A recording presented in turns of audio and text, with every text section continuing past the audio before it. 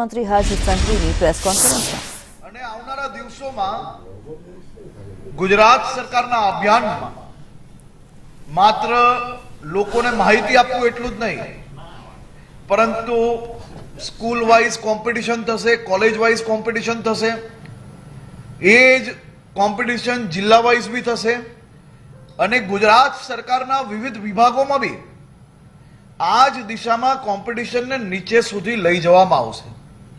એટલે આ કોમ્પિટિશનના માધ્યમથી લોકો એક વિભાગમાં 25-50 લોકો કામ કરતા હોય તો એ ચેલેન્જ એકબીજાને માત્ર ચેલેન્જના સ્વરૂપે નહીં, પરંતુ એ કોમ્પિટિશનમાં એ જીતીને સરકાર દ્વારા જે વિવિધ યોજનાઓ, વિવિધ ઇનામો જે ડિક્લેર કરવામાં આવશે તેના બી જરૂરથી લાભાર્થી બનશે.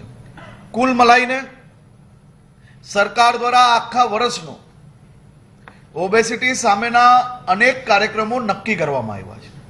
આ કાર્યક્રમ વર્ષ દરમિયાન નિરંતર સ્વરૂપે દરેક સરકારી કાર્યક્રમમાં આ કાર્યક્રમને જોડવામાં આવશે. મને આ રાજ્યના, દેશના એક યુવા નાગરિક તરીકે ખૂબ ગર્વ થાય છે કે દેશના પ્રધાનમંત્રી દેશના પ્રત્યેક નાગરિકોની સ્વાસ્થ્યની ચિંતા કરતા ફિટ ઇન્ડિયા મૂવમેન્ટ હોય કે દેશના કરોડો લોકોને વહેલી સવારે યોગા કરાવતા થઈ ગયા હોય, આવા અનેક બદલાવો દેશના પ્રધાનમંત્રી શ્રી નરેન્દ્રભાઈ મોદીજી દ્વારા લાવવામાં આવ્યા છે. અને હવે જ્યારે ઓબેસિટીની વાત આવી છે, હું માનું છું ત્યાર સુધી ગુજરાત આનો સૌથી મોટો લાભાર્થી છે. કારણ કે ગુજરાતમાં ખૂબ મોટી સંખ્યામાં લોકો ઓબેસિટીથી ગ્રસ્ત છે. ઓબેસિટી એ માત્ર મોટું પેટ હોવું એટલું જ નહીં, પરંતુ મોટું પેટ એ અનેક બીમારીને નોતરે છે. મોટું પેટ એ ડાયાબિટીસ, બ્લડ પ્રેશરને બી આમંત્રણ આપે છે. આ બધા જ દુઃખ અને દર્દથી દૂર રાખવા માટે ભૂપેન્દ્રભાઈ પટેલની સરકાર આના ઉપર ડિટેલ્ડ કામગીરી કરી રહી છે અને નીચે સુધી આ મૂવમેન્ટને પહોંચાડીને આપણે લાખો ગુજરાતીઓને ઓબેસિટી મુક્ત કરવાની દિશામાં આગળ વધી રહ્યા છે. એટીએસે એક મોટું ઓપરેશન પાર પાડ્યું છે. રામ મંદિર ટાર્ગેટમાં હતા એવા આઈએસઆઈએસના આતંકવાદીઓ.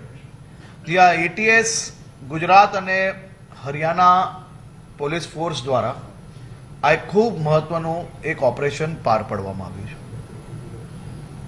ભારત દેશ નહીં પરંતુ વિશ્વના કરોડો કરોડો સનાતનીઓનું સૌથી મોટું આસ્થાનું કેન્દ્ર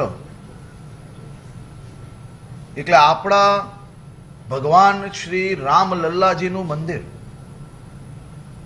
અને ત્યાં હેમખેમ પ્રકારે કોઈ બી પ્રકારે ત્યાં એટેક કરવાની જે મનસૂફા હતું તેને નાકામ કરવામાં ગુજરાત પોલીસ અને હરિયાણા પોલીસને એક ખૂબ મોટી સફળતા પ્રાપ્ત થઈ છે. આ બાબતની ડિટેલ્ડ માહિતી એ ગુજરાત એટીએસ અને હરિયાણા પોલીસ દ્વારા આપ સૌને આપવામાં આવશે.